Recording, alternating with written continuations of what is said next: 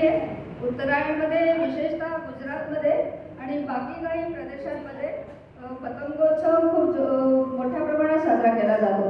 आता मी एक ह्याचं औचित्य साधून पतंगावर आधारित एक गाणं म्हणणार आहे. या गाण्याचे गीतकार आहे राजेंद्र कृष्ण, संगीतकार आहे चित्रगुप्त आणि मूळ गायक आहे मोहम्मद रफी लता मंगेशकर.